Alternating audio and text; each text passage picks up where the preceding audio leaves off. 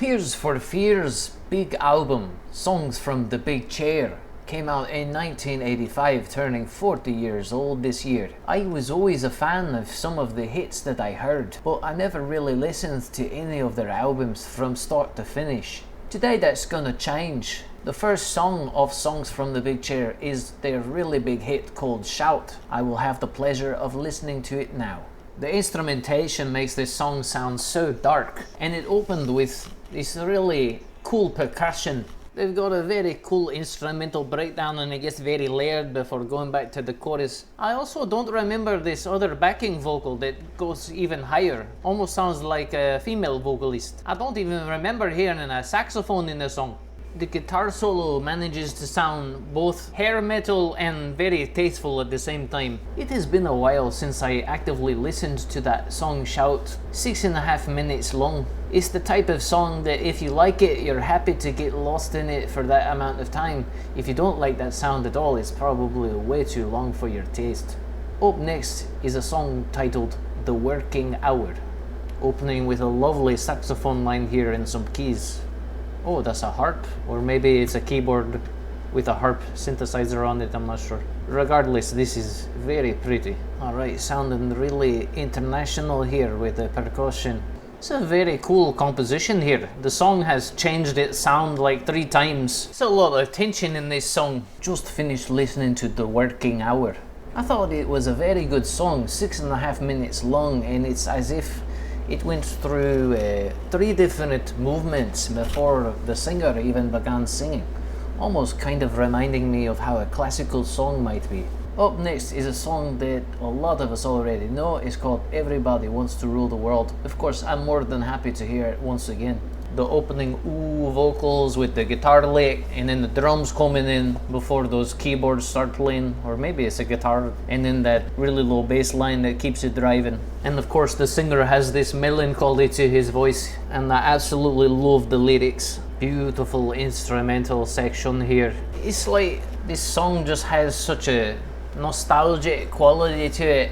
It probably had that quality even when it first came out. I love the guitar outro on it. Everybody Wants to Rule the World. If that's not in my top 10 favourite songs, it's got to be in the top 25, 50, 100, something like that. If there's such thing as a perfect pop song, I think that's one of them.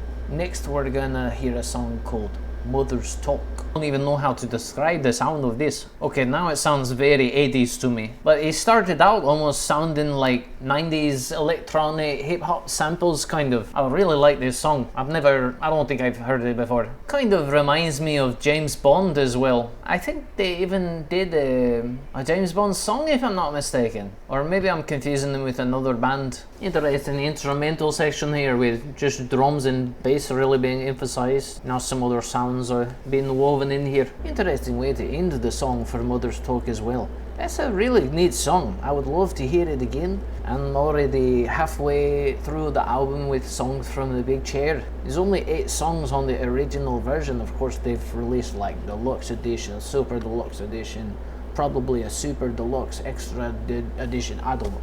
Yeah, to me that song Mother's Talk is very indicative of the times of 80's excess, the way they piled on so many sounds in that song and managed to make it work. The next song is called I Believe. Sounds like piano cabaret kind of vibe. The drums are very jazzy here.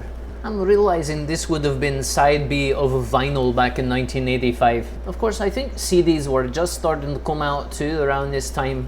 But seeing as how this would have been the second half of the album, Tears for Fears are trying to show you a different side of them here.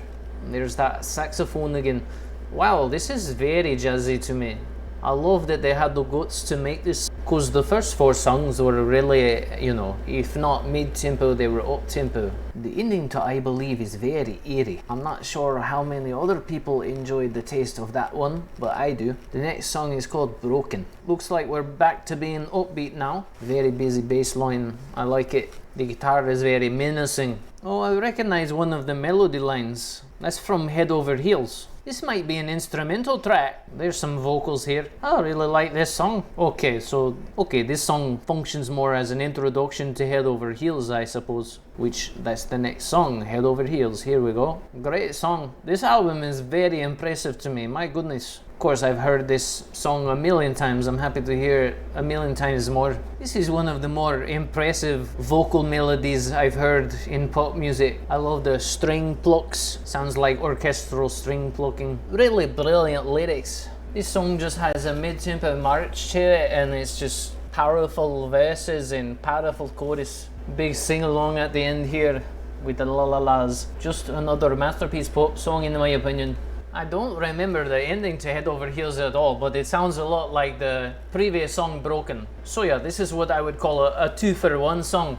There's like a simulated live audience there. Or maybe they recorded it from one of their shows. Okay, I listened to Head Over Heels and I learned something new, I think. Now we're listening to the final song called Listen. My god, this has been an amazing album. I'm gonna have to listen to more from Tears for Fears. If you have a recommendation for me, feel free to drop it in the comments. I'd be happy to start somewhere that's recommended by someone who left a comment on YouTube. That's if anyone's watching though. It sounds like a very powerful, magical song. I really like the melody that it's doing here. This song is not really doing it for me so far. I've liked moments of it, but I'm gonna need a little more here. Well, that's a bummer. I listened to the song Listen and I did not really like it. But I liked 7 out of 8 songs. That's pretty impressive. By my own calculations, I'm thinking I'm going to consider this a great album. Would I listen to it from start to finish ever again? I would probably skip the last song, to be frank with you. But this is an amazing body of work and it makes me very curious to explore more of the catalogue from Tears for Fears. I'm thinking I'll probably find a lot more songs that I also like. Plus, I mean, half of the songs on this album are absolutely breathtaking. I would have been happy to have written at least one of them. Thanks for tuning in with me for Flashback Friday. Stay tuned for New Music Monday. Bye.